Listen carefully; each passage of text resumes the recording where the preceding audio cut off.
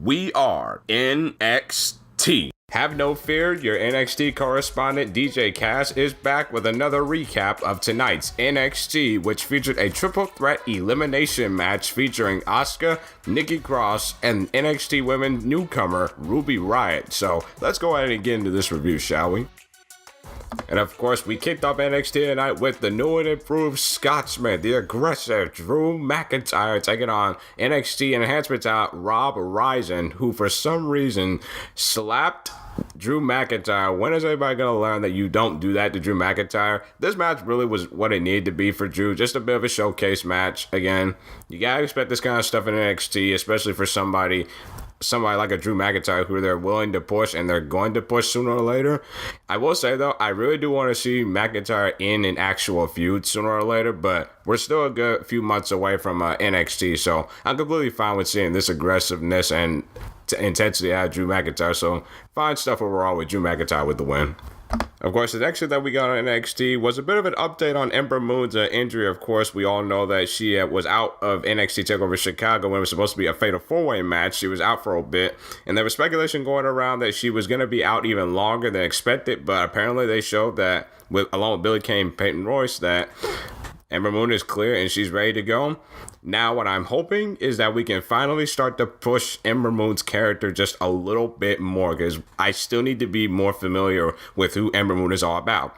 I will say this, though, just a little side note. Peyton Royce and Billie Kay, for some reason, are growing on me. I don't know what it is, but it's like, for some reason, what they're doing is just, we know it's terrible, but I think they don't care about it, and they're just like, we're just going to annoy these people as annoying them as much as possible. And I think that's good for their heel persona. And now we found out that next week on NXT, it will be Ember Moon taking on Peyton Royce, which I'm completely fine with. I gotta say, between Billie Kay and Peyton Royce is actually more crisp in the ring than Billie Kay is 9 out of 10 times, so should be a fine little match next week. Of course, we had another enhancement match tonight on NXT with the NXT Tag Team Champions, AOP, the Authors of Pain. Now, there's really nothing I need to say more about this than the fact that this was an utter squash for AOP. Now, again, this is one of the divisions that NXT really needs to work on, is the tag team division, because now that DIY is now done, and apparently, for some reason, out at ringside, Paul Ellering was going over strategy with, I believe it was Razor, going over strategy over something, and then Akam just pretty much took out every single one of them, those enhancement ties, and just bulldozed them like they were nothing. I don't know about that. I really don't know what to say about that. So I'm going to keep a keen eye on what that truly is about. And then, of course, after the match, Paul Ellering picks up the microphone and he says it is time for AOP to write the next chapter in the book of pain. And whose name did he bring up? The new tag team called Heavy Machinery. Of course, that is the team of Tucker Knight and Ozik Dozovic. Now, when Heavy Machinery's music hit and they came down, I'm like, oh shit, it's about to get real. We have two big hoss tag teams coming in and they're about to beat the living shit out of each other. But Paul Ellering is a genius. AOP backs off. Now, I will say though, as much as I love Heavy Machinery, they haven't had enough development enough for me to really get behind them yet, because I honestly do want to see this match, because I think it'd be good for the tag team division just have two big hoss tag teams just going at it. So I really need to see Heavy Machinery really show me something if they're going to be feuding with AOP for the NXT tag titles.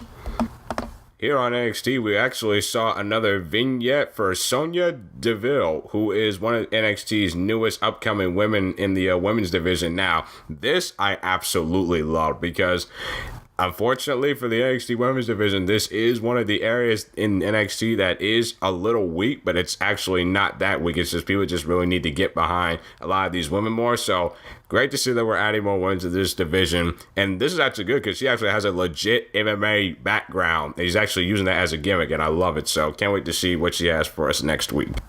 Up next on NXT, we had the Velveteen Dream. Of course, we know the former Patrick Clark taking on the person from the Cruiserweight Classic last year, and Mendoza.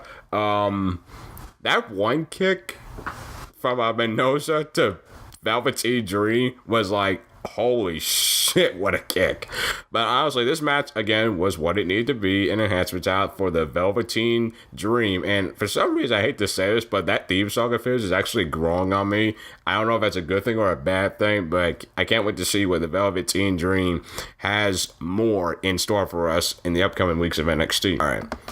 Of course, we had a recap from a Hideo Itami's match last week, which we all know was the eventual heel turn that we knew was coming, which honestly, this heel turn, in my opinion, is what Itami needed, because while he has been getting back to that superstar status in NXT, you can't really blame a lot of the injuries, because it's like, for me, it was like a situation where even before Hitami got those injuries, it wasn't really like he was setting NXT on fire. Like, he legitimately wasn't living up to those expectations that he had when he was Kenta in New Japan.